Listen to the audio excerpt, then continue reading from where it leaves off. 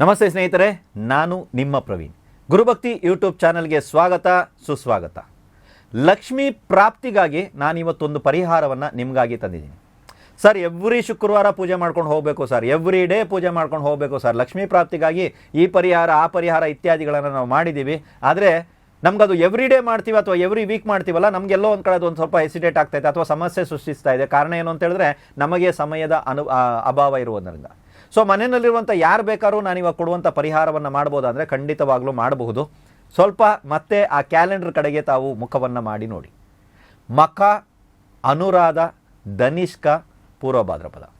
ಮತ್ತೆ ಹೇಳ, ಮಖ ನಕ್ಷತ್ರ, ಅನುರಾಧ ನಕ್ಷತ್ರ, ಧನಿಷ್ಕ ಅಥವಾ ಧನಿಷ್ಠ ನಕ್ಷತ್ರ, ಪೂರ್ವ ಭಾದ್ರಪದ ನಕ್ಷತ್ರ. ಪೂರ್ವ ಭಾದ್ರಪದ, ಪೂರ್ವ ಪಾಲ್ಗುಣಿ ಅಂತಲೂ ಬರುತ್ತೆ, ಅದಲ್ಲ, ಪೂರ್ವ ಭಾದ್ರಪದ ನಕ್ಷತ್ರ.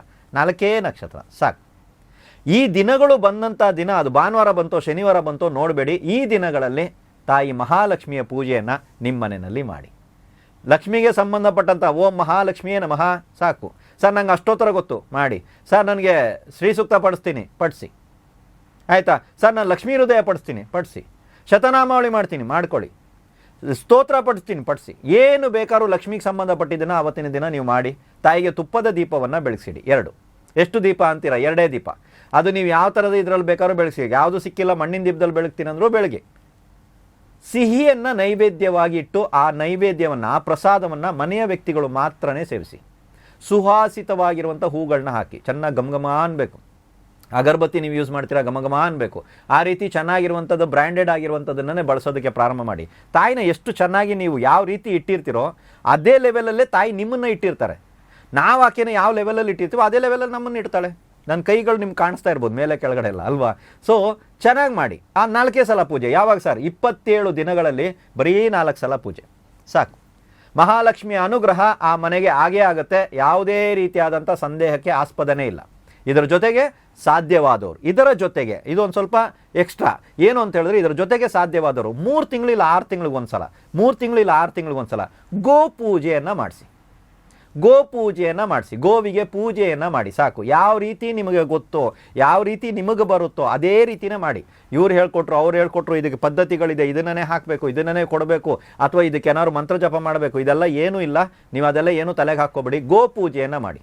ಗೋವಿಗೆ ಪೂಜೆಯನ್ನು ಮಾಡಿ, ಗೋವಿಗೆ ಭೋಜನವನ್ನು ಮಾಡಿಸಿ. ನನ್ನ ಕಡೆಯಿಂದ ಏನು ಸರ್ ಅಂದರೆ, ಗೋವಿಗೊಂದು ಪೂಜೆ ಅಂದರೆ ಅದೊಂದು ರೆಸ್ಪೆಕ್ಟ್, ಮರ್ಯಾದೆಯನ್ನು ಕೊಡುವಂಥದ್ದು ಇದು.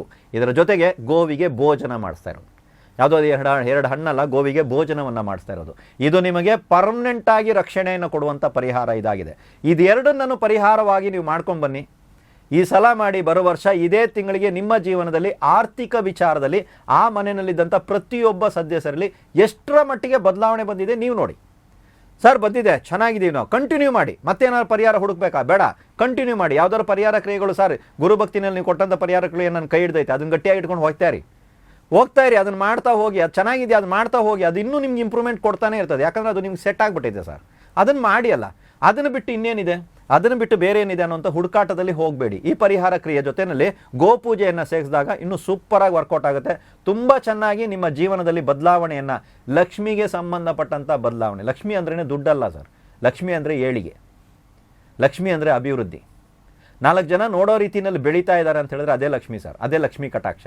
ನೋಡು ಲಕ್ಷ್ಮೀ ಮುಖ ಹೆಂಗಿದೆ, ಲಕ್ಷ್ಮೀ ಥರ ಲಕ್ಷ್ಮೀ ಕಳೆನಲ್ಲಿ ಇದ್ದಾರೆ ಅಂದರೆ ದುಡ್ಡೆಲ್ಲ ಮೈ ಮೇಲೆ ಸುರ್ಕೊಂಡು ಬಂದಿದ್ದಾರೆ ಅಂತ ಅಲ್ಲ. ಅದು ಅರ್ಥ ಆಯ್ತಲ್ವಾ? ಲಕ್ಷ್ಮಿ ಅಂದ್ರೇ ಪರಿಪೂರ್ಣ, ಫುಲ್ಫಿಲ್, ಎಲ್ಲವೂ ಇದೆ ಅನ್ನುವಂಥ ಭಾವನೆ, ಎಲ್ಲವೂ ಇರುತ್ತೆ ಕೂಡ.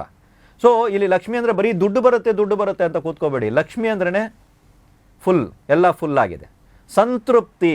ಅರ್ಥ ಆಯ್ತಲ್ವಾ? ಸೊ ಇಂಥ ಒಂದು ಲಕ್ಷ್ಮಿಯನ್ನು ನಿಮ್ಮ ಮನೆಗೆ ಬರಮಾಡ್ಕೊಳ್ಳೋದಕ್ಕೆ 4 ನಕ್ಷತ್ರಗಳನ್ನು ನಾನು ಕೊಟ್ಟಿದ್ದೀನಿ. ಆ ನಕ್ಷತ್ರ ದಿವಸ ಪೂಜೆಯನ್ನು ಯಾವ ರೀತಿ ಮಾಡಬೇಕು ಅಂತ ಹೇಳಿದ್ದೀನಿ, ಅದೇ ರೀತಿ ಪೂಜೆಯನ್ನು ನೀವು ಮಾಡ್ಕೊಂಡು ಹೋಗಿ. ದೊಡ್ಡ ಮಂತ್ರ ಜಪ ಅವೆಲ್ಲ ಬರಲ್ಲ, ಪ್ರೊನೌನ್ಸಿಯೇಷನ್ ಪ್ರಾಬ್ಲಮ್ ಇದೆ ಸರ್ ನಮಗೆ, ನೋ ಪ್ರಾಬ್ಲಮ್. ಓಂ ಮಹಾಲಕ್ಷ್ಮಿಯೇ ನಮಃ ಸಾಕು. ತಾಯಿನ ಅದ್ರ ಥರನೂ ಕೂಡ ತಾವು ಜಪ ಮಾಡ್ಕೊಂಡು ಹೋಗ್ಬೋದು. 108 ಸಲ ಜಪ ಮಾಡಿ. ಜೀವನದಲ್ಲಿ ಖಂಡಿತವಾಗ್ಲೂ ಪ್ರಗತಿ ಆಗುತ್ತೆ. ಎಲ್ರಿಗೂ ಒಳ್ಳೆಯದಾಗಲಿ.